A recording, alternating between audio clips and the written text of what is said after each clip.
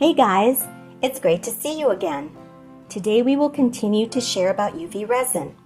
In the last episode, we shared about UV resin, usage amount, mold shape selection, and also resin coloring and mixing.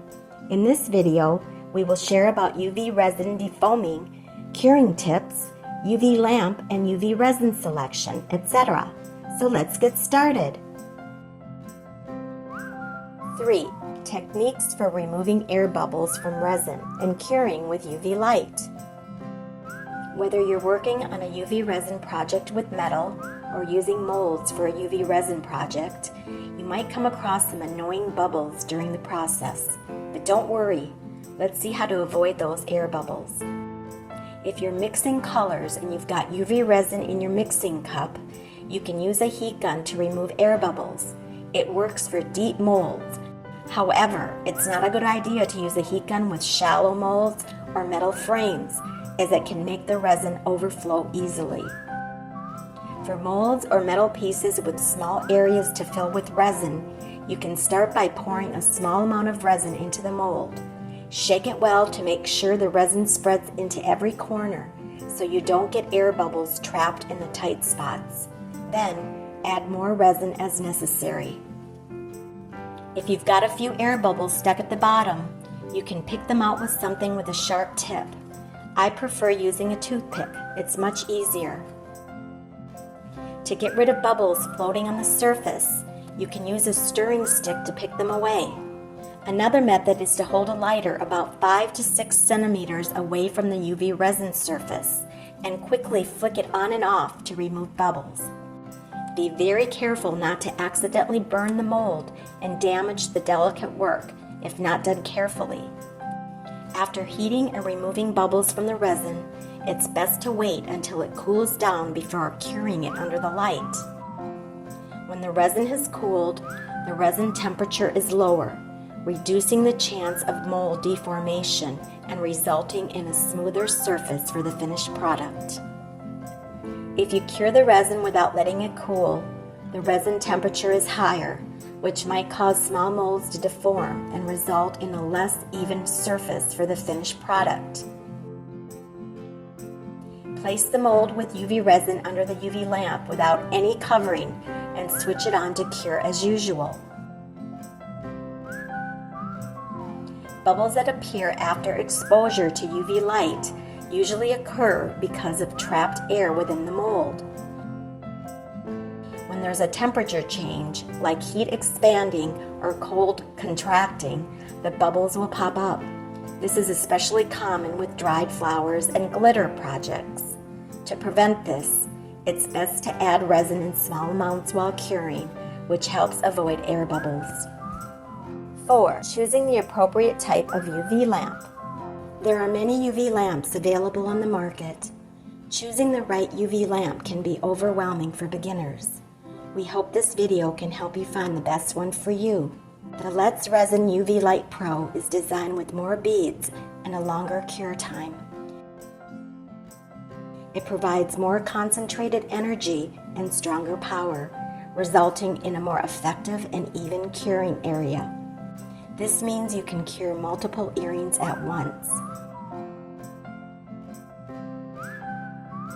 The portable UV resin light is compact and convenient, with high curing strength.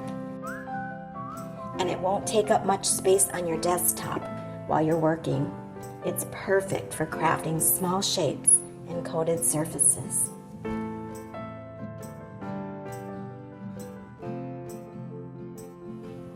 Double-sided UV lamps are fantastic for all sorts of molding projects because they can be exposed to UV light from both sides. This ensures that both the top and bottom surfaces cure evenly without the need for repeated curing. It boosts efficiency, cuts down on curing time, and reduces resin shrinkage during the process. It's particularly great for making jewelry, small resin keychains, polymer clay earrings, and other resin molds. UV flashlights are small, portable, and provide flexibility in curing. They're mainly used for adhesive applications, offering fast curing time. They're perfect for detailed modeling, such as three-dimensional projects and repairs. 5. Selecting the right type of UV resin. After discussing UV light, our final but important topic is UV resin. It's always a key part of the process. There are plenty of different types out there, each designed for specific applications and production needs. So let's check it out. The first one we commonly use is clear, regular UV resin. It's often used for small crafts, especially for making some projects with details and small jewelry because it has good liquidity. It can also be used to create matted effects, bond materials, or add fine details. The second type is high viscosity UV resin. It's perfect for certain jewelry pieces like sphere molds and creating water drop effects, emphasizing 3D effects and curved surfaces. It can also serve as sealing layers and bonding. Thirdly, we've got colored UV resin. It's awesome for making jewelry, like earrings with bright, vibrant colors. No need to color it. It's super convenient and beginner-friendly. For beginners, if you mix your own colors too opaque, it'll mess with the curing process. The soft type resin is perfect for crafting flexible items. It's bendy after cured, so you can easily bend the items as needed. Many people enjoy making bookmarks, pens, and other similar items with this soft UV resin. The last one is the bonding kit. Its main purpose is to bond, and it cures in just a few seconds under UV light. 6. Cleaning up after using resin. Cleaning up the workspace is also important. Here are some tips for cleaning. 1. Your hands. You can rub them with alcohol and wash them with soapy water at the end.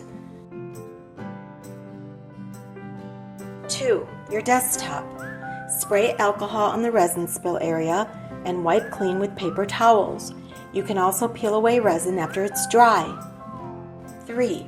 If the mold is stuck with cured resin particles, you can use tape to peel them away. 4. If glitter or colored foil is stuck to the mold, you can use tape to remove it. 5. If mica powder gets all over the mold, you can use alcohol to wipe it off.